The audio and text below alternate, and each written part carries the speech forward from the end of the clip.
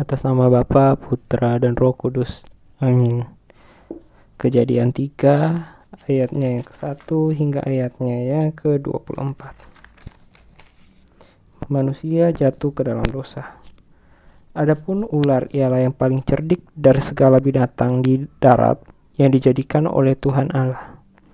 Ular itu berkata kepada perempuan itu, "Tentulah Allah berfirman, semua pohon dalam taman ini jangan kamu makan buahnya, bukan?" Lalu sahut perempuan itu pada ular itu, "Buah pohon-pohonan dalam taman ini boleh kami makan. Tetapi tentang buah pohon yang ada tengah-tengah taman, Allah berfirman, jangan kamu makan ataupun raba buah itu, nanti kamu mati." Tetapi ular itu berkata kepada perempuan itu, "Sekali-kali kamu tidak akan mati. Tetapi Allah mengetahui bahwa pada waktu kamu makannya, matamu akan terbuka, dan kamu akan menjadi seperti Allah, tahu tentang yang baik dan yang jahat." Perempuan itu melihat bahwa buah pohon itu baik untuk dimakan dan sedap kelihatannya. Lagi pula pohon itu menarik hati karena memberi pengertian.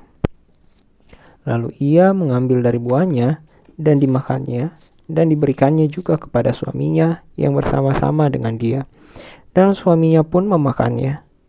Maka terbukalah mata mereka berdua, dan mereka tahu bahwa mereka telanjang. Lalu mereka menyemat daun pohon ara dan membuat jawat. Ketika mereka mendengar bunyi langkah Tuhan Allah yang berjalan-jalan dalam taman itu pada waktu hari sejuk, bersembunyilah manusia dan istrinya itu terhadap Tuhan Allah di antara pohon-pohonan dalam taman. Tetapi Tuhan Allah memanggil manusia itu dan berfirman kepadanya, "Di manakah engkau?" Ia menjawab, "Ketika aku mendengar bahwa engkau ada dalam taman ini, aku menjadi takut, karena aku telanjang, sebab itu aku bersembunyi." Firman-Nya, "Siapakah yang memberitahukan kepadamu bahwa engkau telanjang? Apakah engkau makan dari buah pohon yang kau larang engkau makan itu?" Manusia itu menjawab, "Perempuan yang kau tempatkan di sisiku, dialah yang memberi dari buah pohon itu kepadaku, maka aku makan." Kemudian berfirmanlah Tuhan Allah kepada perempuan itu, "Apakah yang telah kau perbuat ini?" Jawab perempuan itu, "Ular itu yang memperdayakan aku, maka aku makan."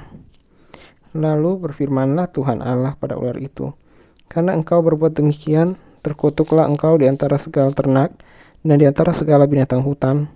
Dengan perut mula engkau akan menjalar, dan debu tanahlah akan kau makan seumur hidupmu. Aku akan mengadakan permusuhan antara engkau dan perempuan ini, antara keturunanmu dan keturunannya.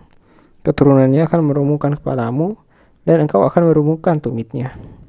Firman-Nya kepada perempuan itu, "Susah payahmu waktu mengandung akan kubuat sangat banyak.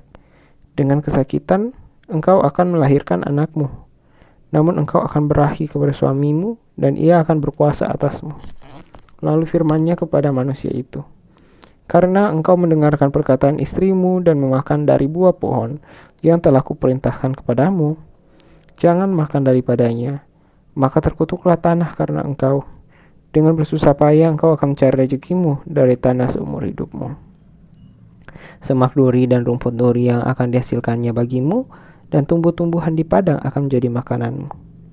Dengan berpeluh engkau akan mencari makananmu, sampai engkau kembali lagi menjadi tanah, karena dari situlah engkau diambil. Sebab engkau debu, dan engkau akan kembali menjadi debu." Manusia itu memberi nama Hawa kepada istrinya, sebab dialah yang menjadi ibu semua yang hidup.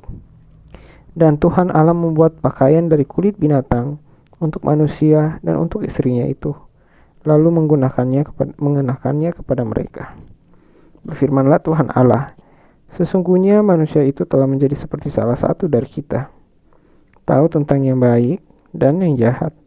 Maka sekarang jangan sampai ia mengulurkan tangannya dan mengambil pula dari buah pohon kehidupan itu dan makannya, sehingga ia hidup untuk selama-lamanya."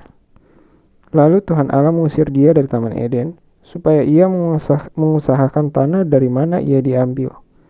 Ia menghalau manusia itu, dan di sebelah timur Taman Eden ditempatkannya lah beberapa kerup dengan pedang yang bernyala-nyala dan menyambar-nyambar, untuk menjaga jalan ke pohon